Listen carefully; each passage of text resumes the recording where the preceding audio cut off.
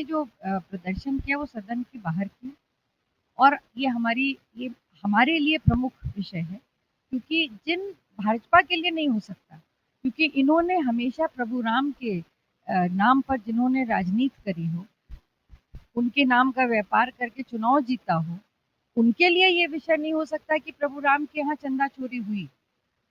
करोड़ों सनातन धर्म के लोग जो जिनकी आस्था थी प्रभु राम में, जो भाजपा के साथ खड़े रहे, जिन्होंने भाजपा को सत्ता में लेकर के आए, उनकी आस्था को आघात पहुंचा है, और भाजपा इसको विषय नहीं मानती। ये इससे ज्यादा दुर्भाग्यपूर्ण नहीं हो सकता।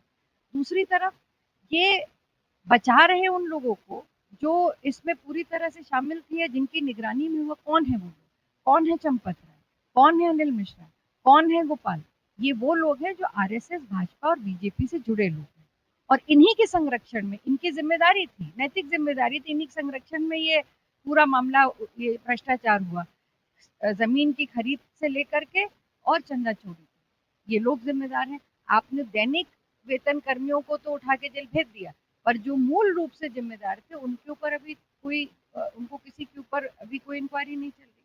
और प्रदेश सरकार ने एसआईटी बनाई, हमें विश्वास है कि एसआईटी में सारी चीजें सामने आएंगी, पर 1 महीने का समय मांगा था सरकार ने, 50 दिन से ऊपर हो गया, अभी तक वो रिपोर्ट नहीं आई, सार्वजनिक नहीं हुई। हमारी मांग है कि सुप्रीम कोर्ट, जिसकी आदेश पर राम मंदिर का निर्माण हुआ, कमेटी बनी, उसी माननीय सर्वोच्च न्यायालय के सिटिंग जज के द्वारा इसकी निगरानी में सोसाइटी में जांच हो, तभी सच सामने आए।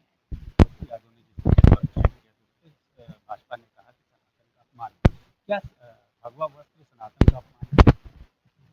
देखिए, सनातन का सबसे बड़ा तो अपमान भाजपा और उनके साथ लोगों ने किया, जब प्रभु राम के चरणों में उनके आभूषण चुराए गए, उनका चंदा चुराया गया, सबसे बड़ा तो अपराध ये है, और सनातन कभी भाजपा को माफ नहीं करेगा।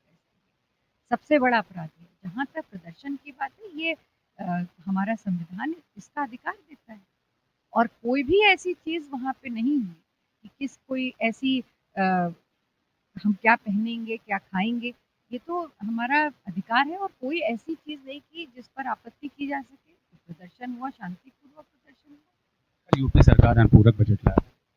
अनुपूरक बजट ला रही है, पर उस अनुपूरक बजट की आवश्यकता क्यों पड़ी सरकार? अभी तो आप मूल बजट नहीं खर्च कर पाए। एक ऐतिहासिक बड़े आकार का बजट लेके आए थे। कई विभाग ऐसे हैं जहाँ पे 20%, 30% पैसा नहीं खर्च हो पाया, वहां पर आप अनुपूरक ले आए। आप पिछली बार भी, अगर आप पिछले वित्तीय वर्ष में देखिए, अनुपूरक मूल बजट नहीं खर्च कर पाते, अनुपूरक लाते हैं उसको भी नहीं खर्च कर पाते, और अंत में उसको सरेंडर कर देते हैं।